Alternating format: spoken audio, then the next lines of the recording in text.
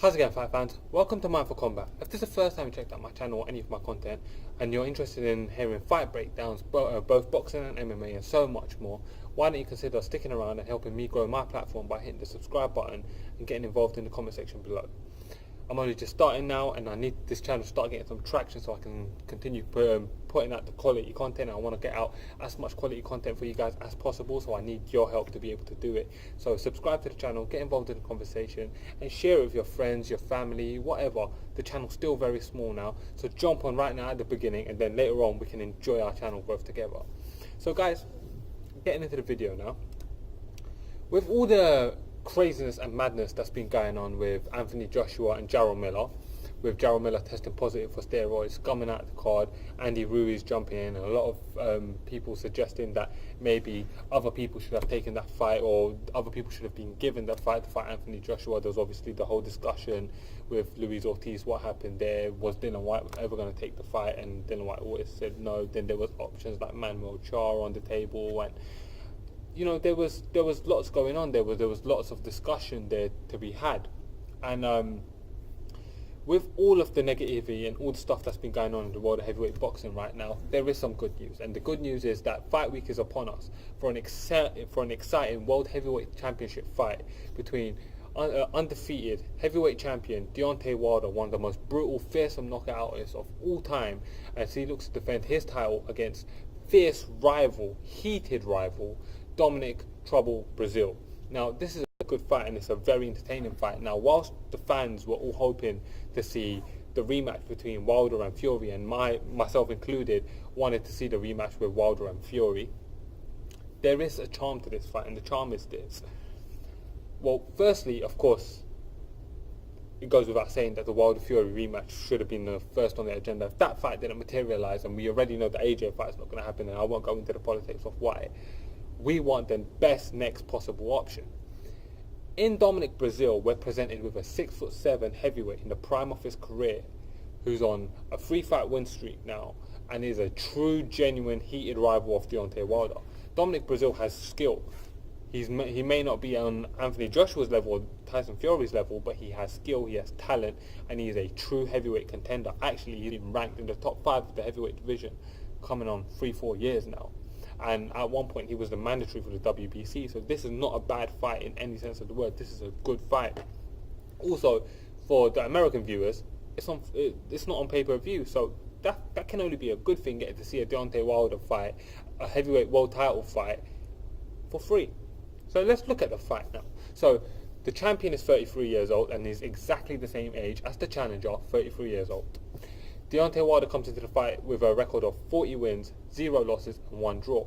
He's got 39 KO victories. He has knocked out every man he has ever faced except for Tyson Fury. And well, he dropped Tyson Fury twice and arguably knocked him out on the second knockdown. So every man that has ever faced Deontay Wilder has felt the canvas and stared up at the lights. He's fighting Dominic Breazeale, who's got a record of 20 wins and 1 loss, rides a 3-fight win streak, coming off a brutal knockout of Carlos Negron in his comeback, and he's got 18 knockouts. So these are both two very heavy hitters.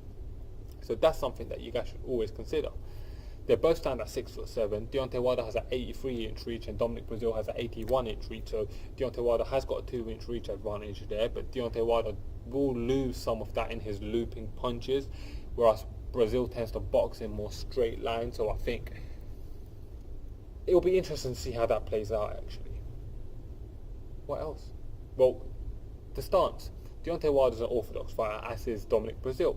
They're very evenly matched here. If you guys are MMA fans, Mike Goldberg might call this virtually identical. So they're very even in terms of the stats. Obviously, Wilder's got a lot more fights than him, but when we're talking about the physicality of these two gentlemen, they're both 6'7", they both got that reach that's there or thereabouts. They're the same age, so this is a good fight where they're both meeting at the same times in their career. Key wins. Let's look at Deontay Wilder's key wins. Now, Deontay Wilder gets a lot of flack for being called, you know, a can crusher, having fought a lot of unknowns, so on, so forth. Well, he has got some good wins. He's beaten respectable names such as Chris Arreola, Eric Molina, Johan Dohapis, who's a tough, durable journeyman, you know, high-level European fighters here. So, you know, he's got a couple of good wins. He's got beaten Bermane-Stiverne twice, particularly the first win over Bermane-Stiverne, when Bermane-Stiverne was the WBC world champion. He's also beaten Luis Ortiz, who's considered the boogeyman of the heavyweight division. I'm very, very big on Luis Ortiz. I think he's a very talented heavyweight boxer. And a win over Luis Ortiz says a lot to me. He's obviously got his draw with Tyson Fury, and however you want to say it, I had it scored for Fury. That was a good performance from Wilder, because in that fight he showed that he's got this mentality where he can be boxed up for 8-9 rounds, but he won't stop trying to knock you out, and he can knock you out to the very last minute of the round, so you're never safe. Dominic Breazeale. Now, Dominic Breazeale has a couple of key wins. He's beaten Leroy Thomas, who was the Commonwealth heavyweight champion. He's beaten Amir Mansour, who, despite his old age, is a talented fighter, particularly when Dominic Breazeale beat him. I believe Amir Mansour may have been undefeated at the time, so that's a good win. It's not a bad win. He's beaten Eric Molina and Izu Ugono, however you pronounce it. I'm sure I butchered his name, and beat Carlos Negron, which is not a bad win either. So he's got some key wins as well. Issues for Deontay Wilder, the issue is pretty clear. He's kind of a predictable fighter in the sense that he's gonna go for headshots and he's gonna go to knock you out. He's a knockout artist. That's what he wants to do. He's a wild boxer. He throws looping punches. He leaves himself open. Earlier on in his career, he used to find himself off balance. He has got a great jab though. But when we're talking about his issues, his style could be his issue. For Dominic Breazeale, when we're talking about an issue that's going to jump off at me here, is that he's slow. He is a very slow man compared to Deontay Wilder in particular. Oh, one thing I forgot to mention, Deontay Wilder is probably going to come into this fight at about maybe 210, 211, 214 at max, I think. And Breazeale's been known to weigh in the 250s, so there's going to be a significant weight advantage there for Breazeale, so he can use that to his advantage there. So that is kind of key. I wish I would have put that up earlier, but I like the way the video's going, so I think I'm just going to carry on and not redo it. Actually, I never do retakes. Anyway, I'm veering off topic. The X Factor for any Deontay Wilder fight, the X Factor is obvious, is his punching power, and with Dominic Breazeale, the X Factor is going to be that he is a game opponent. He hates Wilder. He wants to get this win. He's not scared of Wilder. He's coming. He's young. He's strong. He's healthy. He's big. He's talented. He's got a size advantage on Wilder. He's not up the creek without a paddle. He's not as lost as people have you believe. How do I see the fight playing out now? For Deontay Wilder, the keys for victory are simple. He needs to pump out his jab, earn Dominic Breazeale's respect early. And when he earns Dominic Breazeale's respect early, he needs to land those big right hands and get him to fight out of there. For Dominic Breazeale, he needs to use his weight advantage. He needs to grab onto Wilder. He needs to push him against the ropes, and that's why he needs to stay tight. He needs to keep his hands up at all times. Any Wilder fight, you've got to be on your defense at all times, and that's going to be his key to victory, being technically sound with his defense, using his weight to wear on Wilder, and using straight line boxing skills to be able to get through this win. How do I have the fight going?